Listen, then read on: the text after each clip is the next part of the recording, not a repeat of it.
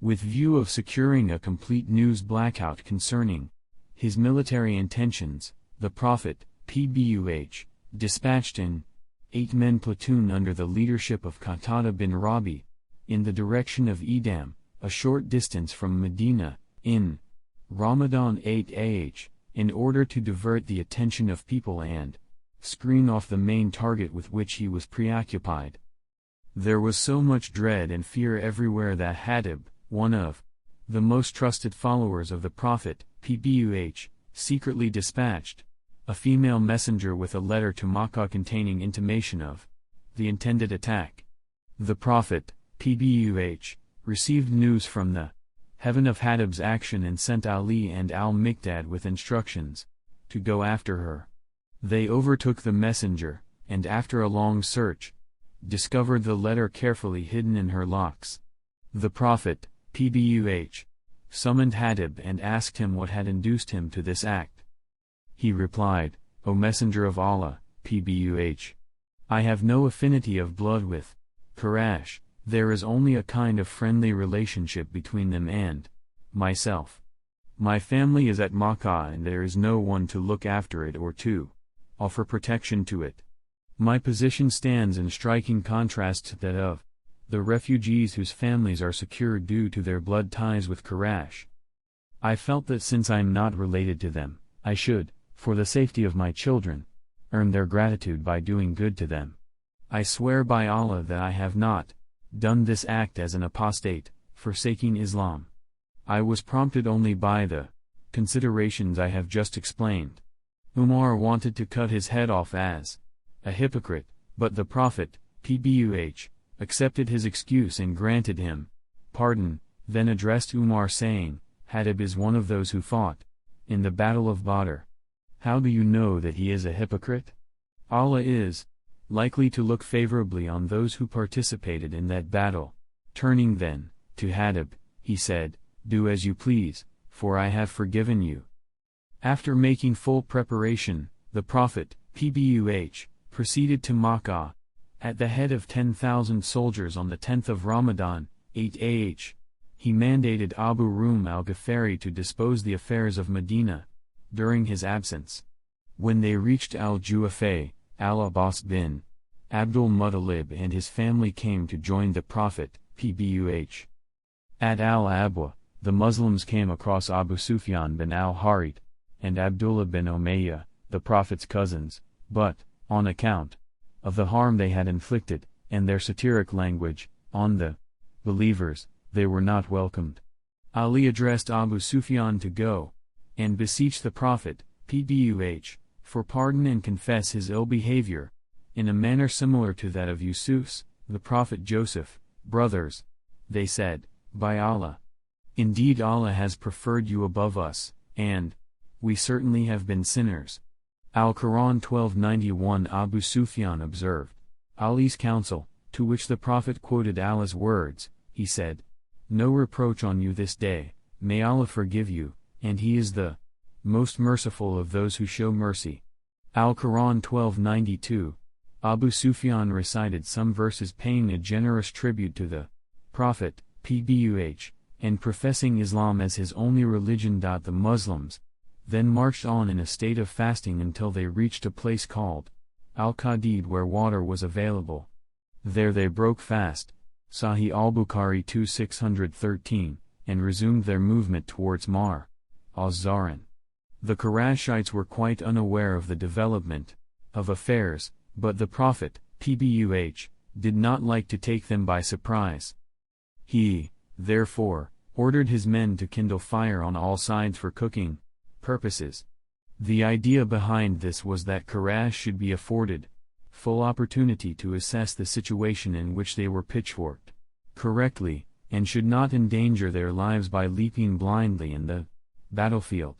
Umar bin al-Khattab was entrusted with the guard duty. In the meanwhile, Abu Sufyan along with Hakim bin Hizam and Budail bin Warqa, two terrible polytheists, went out to reconnoiter. Before they got near the camp, they met Abbas, the Prophet's uncle. He apprised Abu Sufyan of the situation and advised him to accept Islam and persuade his people to surrender before Muhammad, PBUH. Otherwise, his head would be struck off. Under the prevailing compelling circumstances, Abu Sufyan went in the company of Abbas seeking the Prophet's, PBUH, audience. The Muslims were furious to see Abu Sufyan, and wanted to kill him on the spot. But the two men managed, not without difficulties, to see the Messenger of Allah, PBUH, who advised that they see him the following day.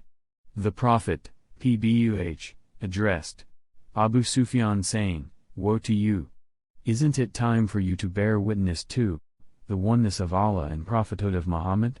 Here, the archenemy of Islam began to beseech the Prophet, PBUH, in the most earnest words that testify to the Prophet's generosity and mild temper, begging for pardon and forgiveness, and professing wholeheartedly the new faith. On request by Abbas, the Prophet, PBUH, in the context of the general amnesty he proclaimed, gave Abu Sufyan, who had a liking for bragging, a special privilege, saying, "He who takes refuge in Abu Sufyan's house is safe, whosoever confines himself to his house, the inmates thereof shall be in safety, and he who enters the sacred mosque is safe."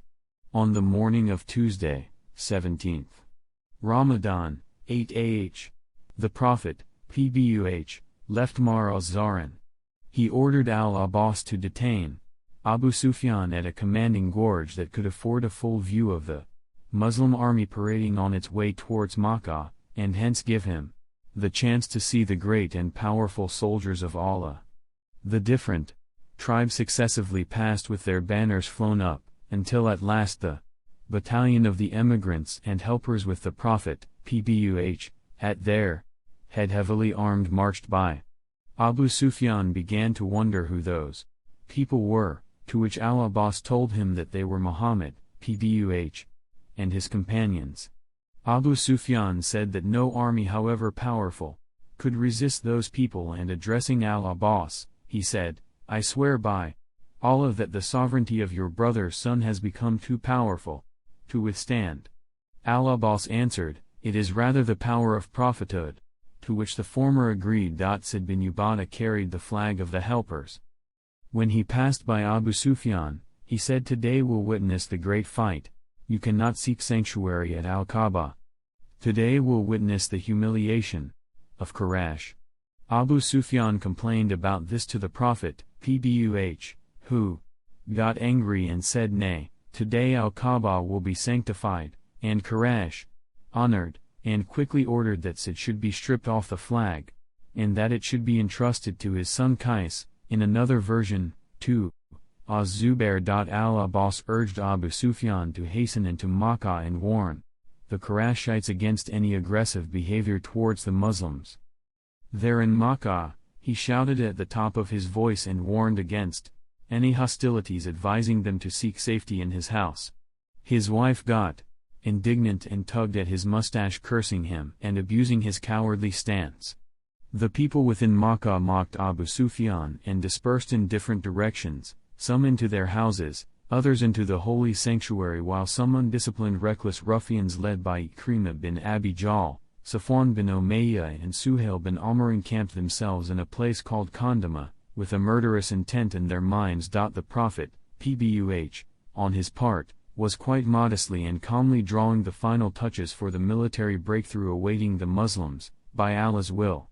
He appointed Khalid bin al-Walid as a leader of the right flank of the army, with Aslam, Salaim, Gifr, Muzayna and Joina tribes under his command to enter Makkah through its lower avenues. Az-Zubair bin Awam was to lead the left flank and would storm Makkah from the upper side, holding up the messenger's banner. Abu Ubaidah took command of the infantry and was to penetrate into the city via a side valley.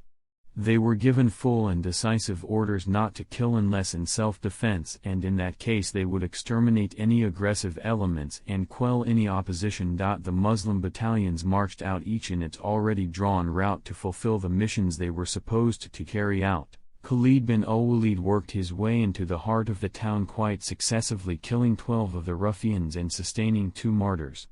Az-Zubair set out and reached the fixed destination where he planted the banner at Al-Fath, conquest, mosque, and waited there for the arrival of the Prophet, PBUH. A tent was pitched for him where he offered prayers of thanks to the Almighty Allah, who, out of His immense grace, had granted him a splendid victory. But he did not repose long. He, in the company of the helpers and emigrants, got up and proceeded towards Al-Kaaba, the sacred house, which is an emblem of the oneness and supremacy of Allah. It was unfortunately infested with idols that numbered 360. He knocked them down with his bow while reciting the verse of the noble Quran, and say, truth, i.e. Islamic monotheism or this Quran or jihad against polytheists, has come, and batil, falsehood, i.e. Satan or polytheism, etc., has vanished. Surely, batil is ever bound to vanish. Al-Quran 1781. And Allah further said, say, O Muhammad, PBUH, the truth, the Quran and Allah's inspiration, has come, and al-batil, falsehood Iblis, can neither create anything nor resurrect anything. Al-Quran 34:49. He then started the usual circumambulation on his ride. He was not in a state of ihram, ritual consecration, then. On completion, he called for Uthman bin Talha, the janitor of Al-Kaaba, from whom he took the key. He went in and saw images of prophets Ibrahim and Ishmael, AWS, throwing divination arrows. He denounced these acts of Quraysh and ordered that all idols be dismantled, images and effigies deleted.